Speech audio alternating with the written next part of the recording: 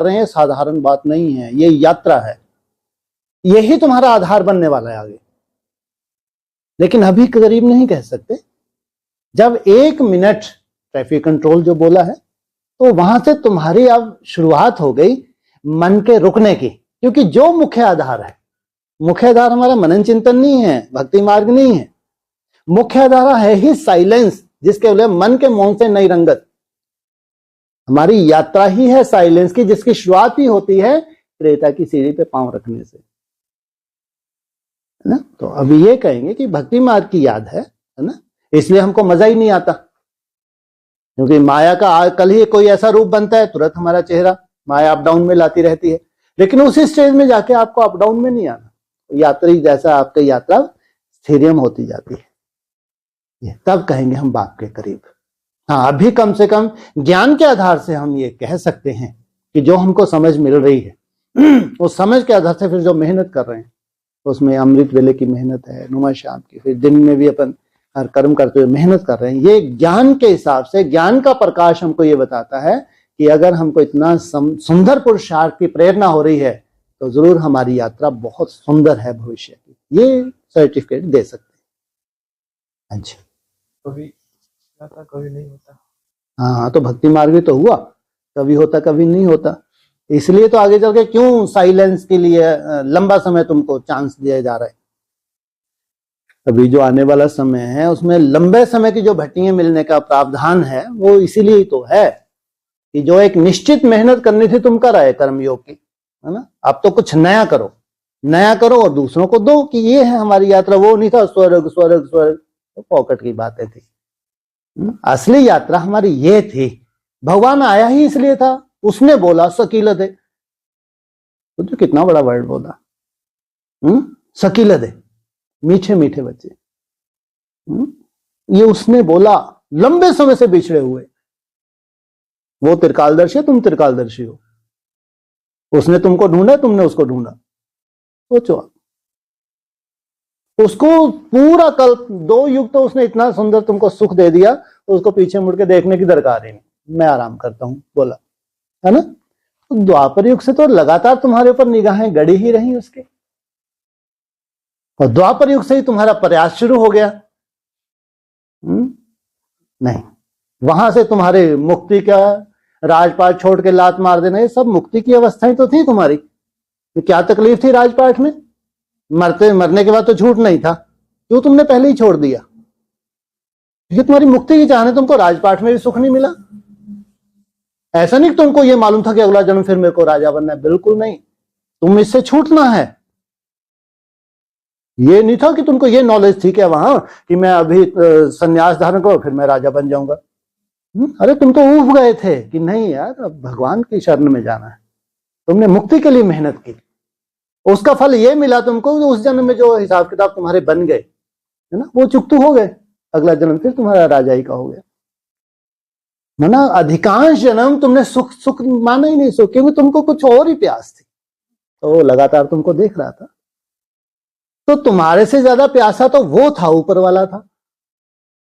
कई बार बोलते हैं ना बाबा, जैसे ज्यादा प्यास तुमको थी या उसको थी, ठीक है, तुम्हारी जन्म जन्मांतरी प्यास थी, लेकिन जो त्रिकालदर्शी जो देख रहा है, अब हमारा मिलन होने वाला है, वो कहता है सकीलधे, लंबे समय से बिछड़े हुए।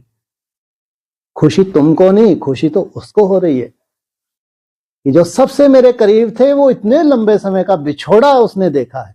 तुम तो भूल ही गए, तुम तो सत्युग त्रेता जैसे ही पड़ता है हो जाता है काम, वो तुमको कभी नहीं भूला। तो सोचो कितनी भगवान को एक ललक कह लो, ये आकर्षण कह लो तुम्हारी, कि अब उससे मिलना होने जा रहा है, अब मिलन होने जा रहा है। थोड़ी कल्पना करके देखो तो अच्छी अच्छी बात होगी। हर कहीं की कल्पनाएं करते रहते हैं जो कल्पनाएं करनी है वो नहीं करते, ये बहुत बड़ी हकीकत है। इसको ये नहीं मालूम कि 1 मिनट तक मेरा बाबा शिव बाबा चल रहा है, ये कछु नहीं है, भक्ति मार्ग है। अरे 1 मिनट तुमने गीत सुना, 1 मिनट मुरली सुनी, मन को इधर जाना, इसकी क्या वैल्यू है? कुछ वैल्यू नहीं है, 3rd क्लास पुरुषार्थ है ये। भक्ति मार्ग मुर्दाबाद। ये 1 मिनट इसलिए तो बोला, 1 मिनट तुमको अभी नहीं मालूम। ये सोचते हैं कि 1 मिनट बुद्धि नहीं लगी ना, मुरली सुन रहे हैं तो ये नहीं है भाई। गीत में तुम ऐसे बह जाते हो 5 मिनट भी ना मालूम पड़े तुमको। भक्ति मार्ग ये यात्रा नहीं है तुम्हारी। कोई भी संकल्प नहीं है, कोई भी स्वयं का भी चिंतन नहीं है, ना अच्छा ना बुरा। स्टॉप, निरंतर उस स्टॉप की अनुभूति, निरंतर, बस कोई भी संकल्प नहीं है इसके अंदर। ज्यादा से ज्यादा उससे पहले तुम एक ड्रिल जरूर कर सकते हो अपनी तरह की, जो तुमको अच्छा किरणें फैल रही हैं तो बस उसमें रमन करो, बस संकल्प नहीं आ सकता इसमें। जो तुमको दृश्य अच्छा लगता है उस दृश्य में टिक जाओ, संकल्प नहीं आ सकता। संकल्प आया तो फेल। अभी तो परिभाषा ही नहीं मालूम ब्राह्मणों को कि वास्तव में एकाग्रता है क्या। वो सोचते हैं कि स्वयं का चिंतन किया, अच्छा चिंतन किया, बैठ के दूसरा कुछ नहीं आया।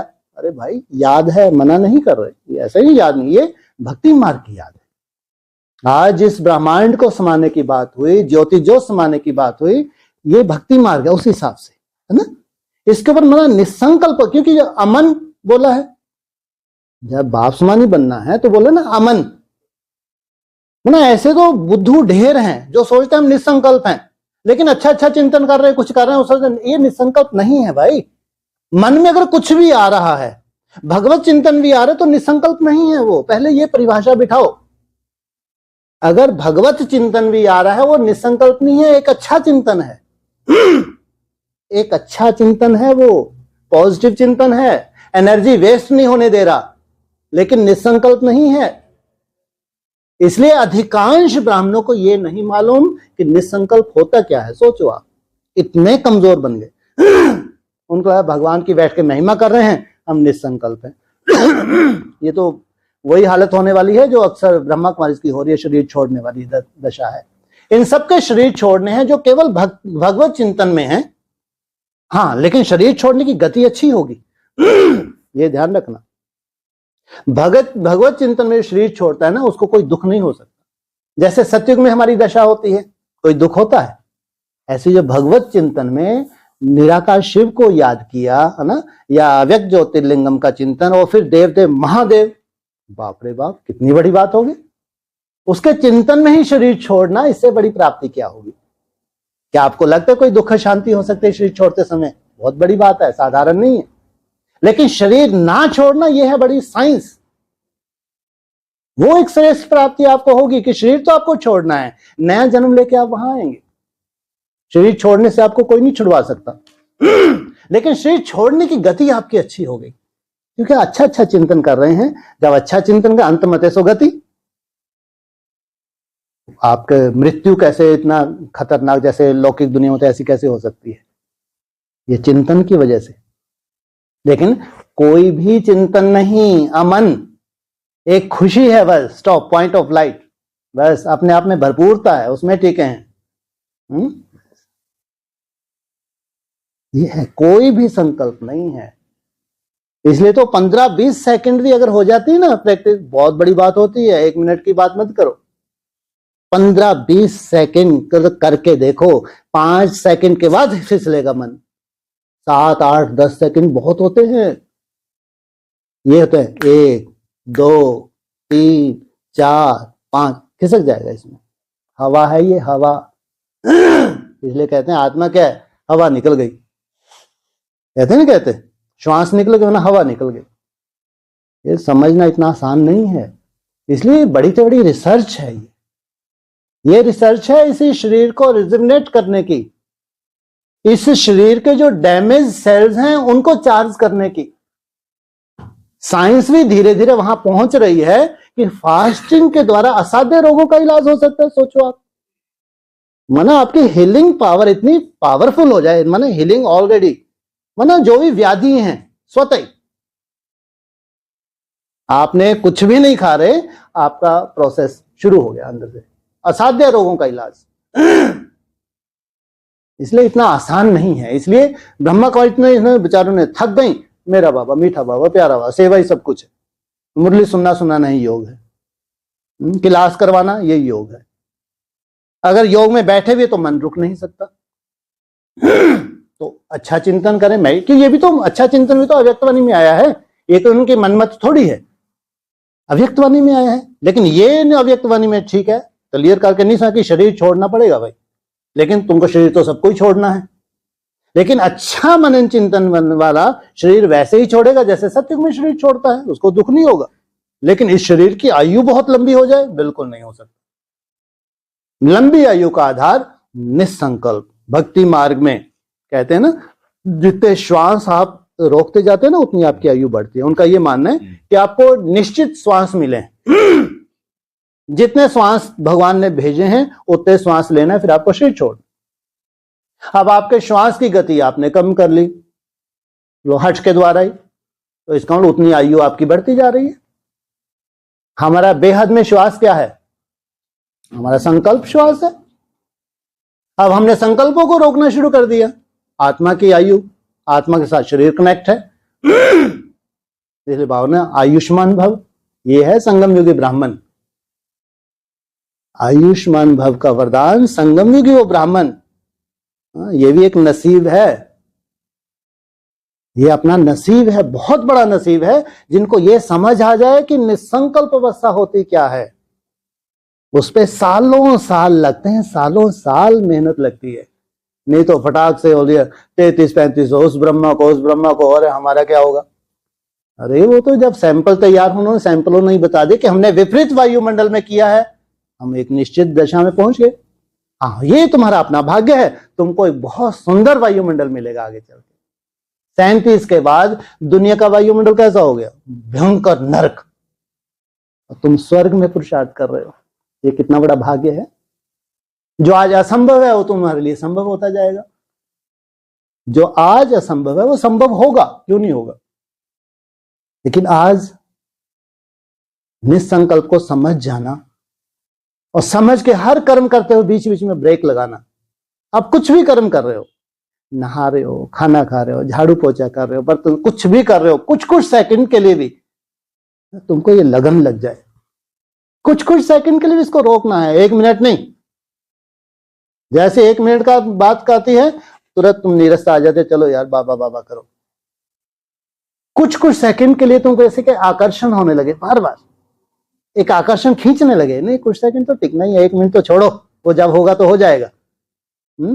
या 1 मिनट में आज मान लो 6-7 संकल्प आ रहे हैं, उसको 5 करेंगे, 4 करेंगे, 3 करेंगे, 2 करेंगे। ये है असली यात्रा। 1 मिनट के जो अच्छे पुरुषार्थ हैं उनके हो सकता है 3-4 संकल्प आते हो, 3-4 से वो 2 में आएंगे, 2 से 1 में आएंगे, धीरे धीरे गायब होंगे। ये है सही पुरुषार्थियों के पुरुषार्थ की परिभाषा। नहीं तो 1 मिनट 60 सेकंड देखते हो बार बार नीचे आते हो, जिन्न भी नहीं बन पाओगे तुम तो। वो तो भाग्यशाली हो जिन्न, वो हारा ही नहीं,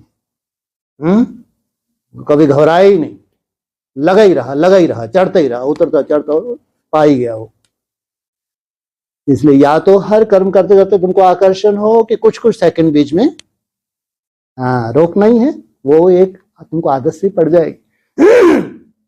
संस्कार बनाना होता है किसी भी चीज का, संस्कार बनने में टाइम लगता है।